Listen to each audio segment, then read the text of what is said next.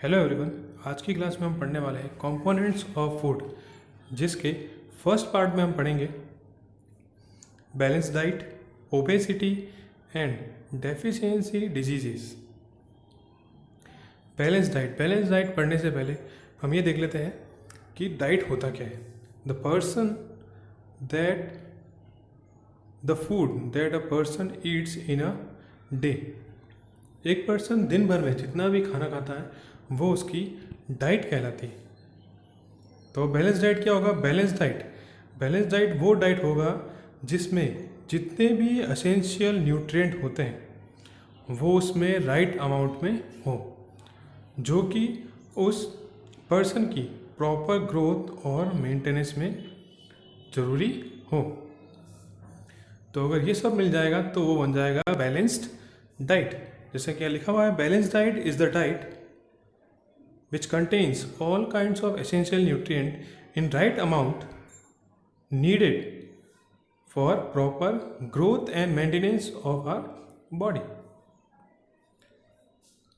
और साथ ही साथ हमको कुछ रॉ अनकुक्ड वेजिटेबल्स भी बैलेंस डाइट में हमारे ऐड करने चाहिए, और इसके साथ वाटर अच्छी क्वांटिटी में हमको लेना चाहिए, जिससे डिहाइड्रेशन बॉडी में ना हो।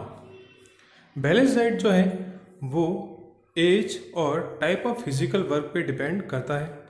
जैसे कि एथलीट जो होते हैं वो मोर कार्बोहाइड्रेट कंज्यूम करते हैं क्योंकि उनको ज़्यादा एनर्जी चाहिए होता है, और ओल्ड एज के जो पर्सन होते हैं वो ऐसा खाना खाते हैं कि जो इजीली डाइजेस्ट हो जाए। बहुत सारे वेजिटेबल्स और फ्रूट्स होते हैं जिसमें विटामिन और मिनरल्स की अच्छी क्वांटिटी, अच्छी अमाउंट होती है। अगर ज़्यादा वेजिटेबल्स को वॉश या ज़्यादा देर तक बॉईल किया जाए तो उनके अंदर जो एसेंशियल न्यूट्रिएंट होते हैं वो लॉस हो जाते हैं। तो हमको ना तो उनको ज़्यादा बॉईल या ज़्यादा कुक करना चाहिए। Picture showing food we should eat for a balance diet. कुछ जैसे यहाँ पे एग्जाम्पल दे रखे हैं।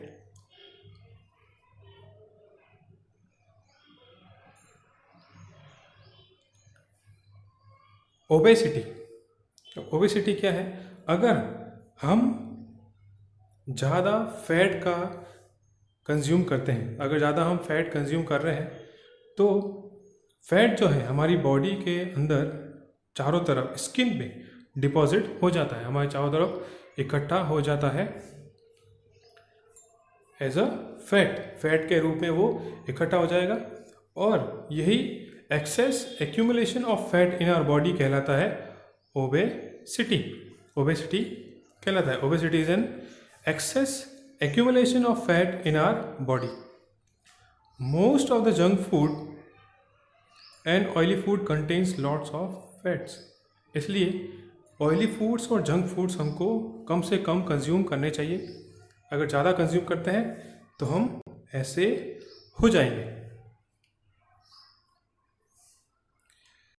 अगर हम जंक फूड है, ऑयली फूड अगर ज़्यादा कंज्यूम भी कर रहे हैं तो हमको उसको यूटिलाइज करना चाहिए in the form of physical energy to balance the body.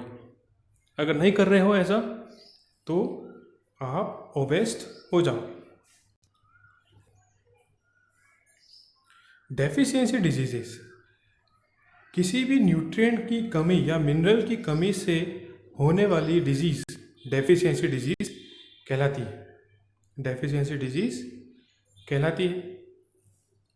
अगर लंबे टाइम तक आप बहुत सारे न्यूट्रिएंट होते हैं हमारे फ्रूट वेजिटेबल्स वगैरह में, अगर आप बहुत लंबे टाइम तक अगर न्यूट्रिएंट और मिनरल को अपनी डाइट में ऐड नहीं कर रहे हो तो उन न्यूट्रिएंट और मिनरल की कमी से आपको डेफिशिएंसी डिजीज़ होगी। डेफिशिएंसी डिजीज़ जो होती है वो एक से ज़्यादा न्यूट्रिएंट की कमी से हो सकती है, और उनकी वजह से हमारे skin, hair, face, eyes, bones, teeth और हमारी ग्रोथ में अफेक्ट होगा। डेफिशिएंसी डिजीज़ जो है वो हम ओवरकम कर सकते हैं by taking balanced diet. If a person is deficient of both carbohydrate and protein, this would lead to make that person very thin and weak. अगर किसी पर्सन कार्बोहाइड्रेट और प्रोटीन की कमी हो जाती है तो पर्सन जो होगा बहुत ही ज़्यादा पतला और वीक हो जाएगा। डेफिशिएंसी ऑफ विटामिन्स, यहाँ पे कुछ विटामिन्स की डेफिशिएंसी डिजीज़ दे रखी है और उनके सिम्टम्स क्या क्या होते हैं, उनके लक्षण क्या क्या होते हैं वो दे रखे हैं। विटामिन ए डिजीज़ है नाइट ब्लाइंडनेस, सिम्टम्स होंगे पुअर विजन और no vision at night. Vitamin B1 की कमी से जो डिजीज़ होगी वो होगी बेरी। इसके सिम्टम्स हो गए nervousness, paralysis, week muscles. Vitamin C की कमी से जो डिजीज़ होगी वो होगी स्कर्वी। इसके सिम्टम्स होंगे bleeding gums, late healing of wounds. Vitamin D की कमी से रिकेट्स और इसके सिम्टम्स होंगे weak bones, decaying teeth. Vitamin K haemorrhage और इसके सिम्टम्स होंगे clotting of blood affected, blood clot जो होता है वो उसमें प्रॉब्लम होगी। डेफिशिएंसी ऑफ मिनरल की कमी से जो डेफिशिएंसी डिजीज होती है वो दे रखी है कैल्शियम एंड फॉस्फोरस। इसकी कमी से जो बीमारी होगी या जो डिजीज होगी वो होगी bone and tooth decay. Symptoms होंगे weak bone and tooth decay. Iodine की कमी से goitre, glands in the neck get swollen. Iron की कमी से anaemia, decrease in the production of RBC causes weakness.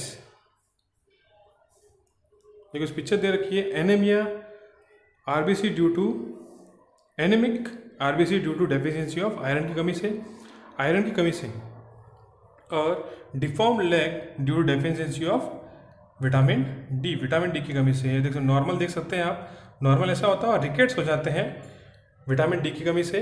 और normal red blood cell count जो होता है वो ऐसा होता है, लेकिन एब नॉर्मल काउंट जो होगा वो ऐसा होगा आयरन की कमी से।